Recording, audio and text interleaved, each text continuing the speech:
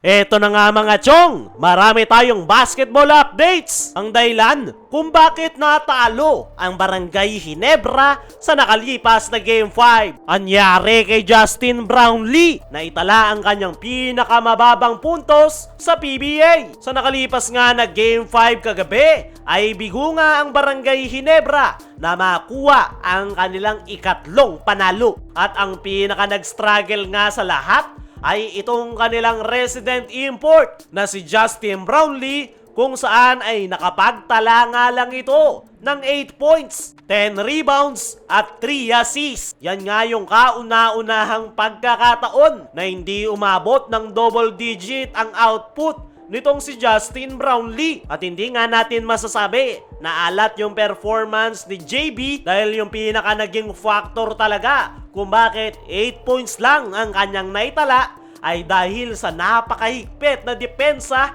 ng TNT Tropang Giga.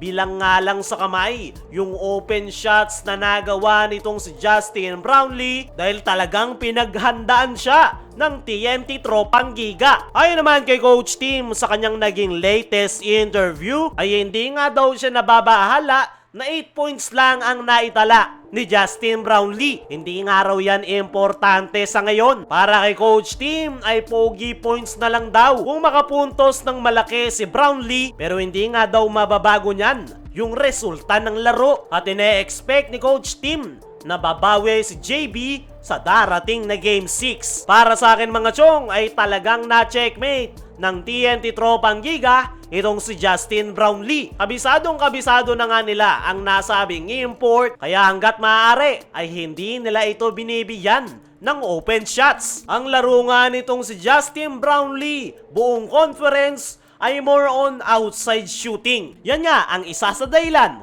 kung bakit sila ngayong nasa PBA Finals. At yan nga yung pinigilan ng TNT Tropang Giga. Hindi nga nila pinapatira ang Ginebra, lalong-lalo na itong si Justin Brownlee pagdating sa 3-point area. Naniniwala ko mga chong na kinakailangang magpakita ng bago nitong si Justin Brownlee sa darating na Game 6. Dahil alam na talaga ng TNT ang kanyang gagawin, which is more on outside shooting. Kailangan nang ipakita ni Brownlee ang kanyang dating laro na all-around performance kung saan nandoon ang kanyang outside shots, perimeter at painted area. At kung magagawa yan ni JB ay mahihirapan ang depensa ng TNT Tropang Giga. Dumako naman tayo dito sa kabilang balita. Ang dahilan kung bakit natalo ang Barangay Ginebra sa nakalipas na Game 5. Napaka-importante nga ng laro kagabi dahil yung mananalo ay isa na lang ang kinakailangan para makuha ang kampyonato, which is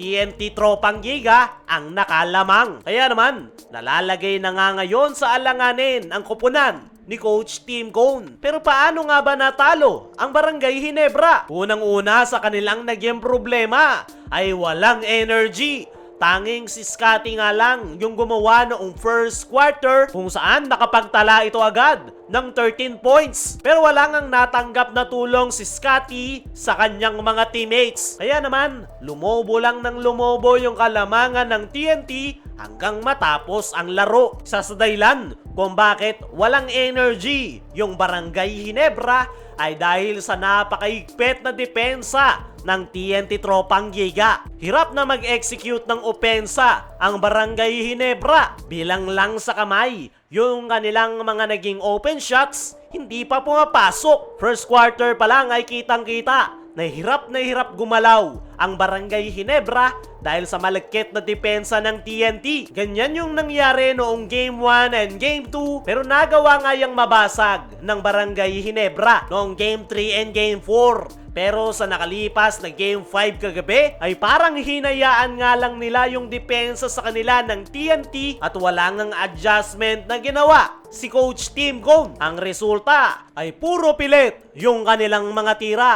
Hindi rin natin nakita yung depensa ng Barangay Ginebra na naging dahilan ng kanilang pagkakapanalo noong Game 3 at Game 4. Isa pa sa pagkakamali ng koponan ni Coach Tim Cone ay sinabayan nila yung tempo ng laro ng TNT Tropang Giga. Kaya naman, hirap na hirap pumuntos ang Ginebra, samantalang ang TNT napakadali lang ng kanilang opensa. Isa pa sa naging problema ng Barangay Ginebra ay hindi maganda yung kanilang performance kapag wala si JDV. Napakalaking role nga ng ginagampanan ni Jody Vance para sa Barangay Ginebra dahil ito nga yung reliever ni Japet Aguilar at Justin Brownlee para mabigyan sila ng sapat na pahinga. At the same time, maganda yung flow ng triangle offense kapag nasa loob si JDV, which is hindi nila naipakita dahil hindi nga nakapaglaro ang nasabing big man. Para sa akin mga chong, ay kinakailangan talaga ng matinding adjustment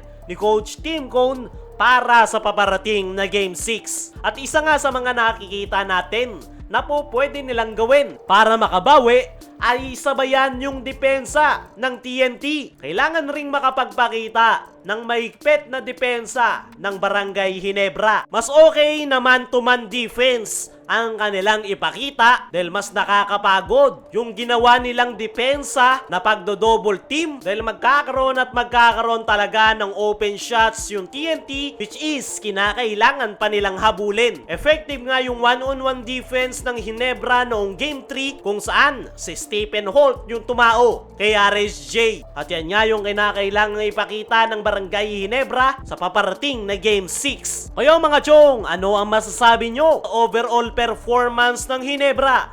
Ano rin yung masasabi nyo sa napakababang performance ni Justin Brownlee sa nakalipas na Game 5? Comment mo lang dyan sa ibaba.